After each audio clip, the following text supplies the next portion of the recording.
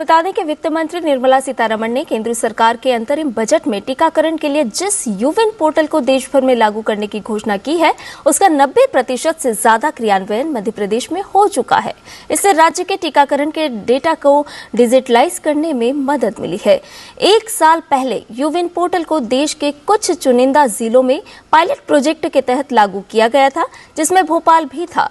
इस पोर्टल की क्या है खासियत और कैसे इससे टीकाकरण के डेटा को डिजिटलाइज करने में कारगर साबित हो रहा है, डीडी न्यूज संवाददाता आदित्य श्रीवास्तव के मध्य प्रदेश की राजधानी भोपाल के टीकाकरण केंद्र से ये रिपोर्ट देखिए।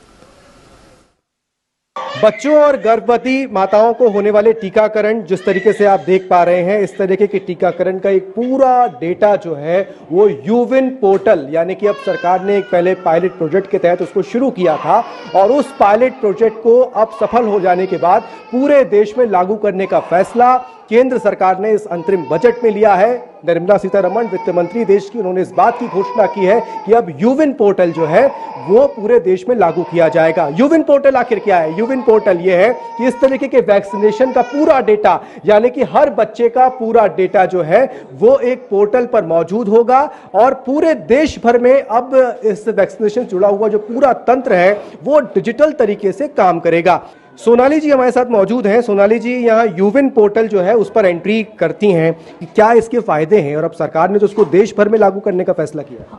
सर, इसका फायदा ये है कि जैसे एक कोरोना का सर्टिफिकेट बनता था, ऐसे यूविन ऐप से एक बच्चे की आईडी जनरेट हो जाती है। उसमें पता रहता है कि बच्चे ने कितने डोज लगाए और वो कब कब लगाया, तो वो पूरा यूविन ऐप से जनरेट किया जाता है। इससे फ्यूचर में कभी बच्चे को अगर पता करना है कि हमने 1.5 महीने का कब लगाया, 2.5 महीने का कब लगाया, तो वो उस आईडी से यूविन ऐप में अपना लॉगिन करके पता कर सकते हैं। तो ये कोरोना के सर्टिफिकेट जैसा रहेगा सर। तो कितना महत्वपूर्ण है ये यूविन पोर्टल और सरकार का फैसला किस तरीके से इसको देखें? डॉक्टर संतोष शुक्ला जी मेरे साथ मौजूद हैं, राज्य टीकाकरण अधिकारी हैं मध्य प्रदेश के, और तमाम जो टीकाकरण पिछले कई वर्षों से इस देश में चल रहे हैं उसको मध्य प्रदेश में लीड करते आ रहे हैं।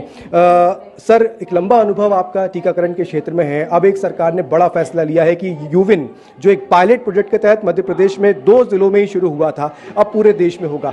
क्या यह फैसला बदलाव लेकर आएगा? नहीं, बहुत आशातीत बदलाव लाएगा। जैसे कि कोविन पोर्टल जैसे ही स्टार्ट हुआ था तो लोगों को हवा लग रहा था, मगर जब टेक्नोलॉजी से जुड़ के हमारे कम से कम यूथ विंग जुड़े और ऑनलाइन घर बैठे ही अपना रजिस्ट्रेशन करने लगे थे, तो हमारे जो प्रेशर था टीकाकरण सत्रों पे वो भी ख़त्म हुआ था और साथ में हमारे जो टीकाकर्मी हैं उनको बहुत आसान हो जाता है जब ऑर्गेनाइज तरीके से टीकाकरण सत्र आयोजित होता है।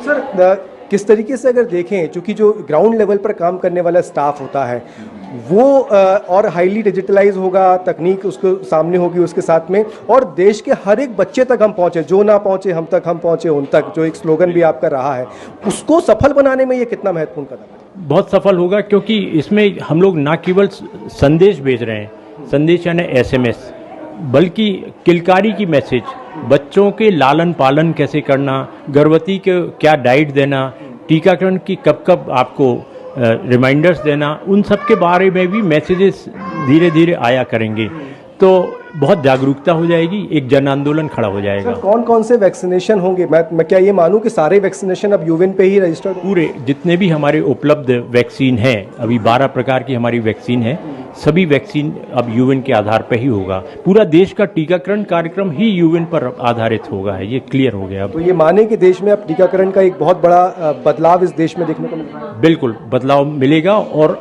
इंटरनेशनल लेवल पर इसको रिकॉग्निशन भी मिल रही है। ये बेस्ट ग्लोबल प्रैक्टिसेस में शामिल किया गया है यूविन को। बहुत बहुत शुक्रिया सर। डॉक्टर संतोष शुक्ला जी मेरे साथ मौजूद थे, और जिस तरीके से आपने देखा कि यूविन पोर्टल के आखिर फायदे क्या हैं और इस फैसले से कहीं ना कहीं टीकाकरण का जो पूरा तंत्र है वो डिजिटलाइज हो जाएगा और आपकी एक एप्लीकेशन पर ये तमाम चीज़ें जो है वो उपलब्ध होंगी।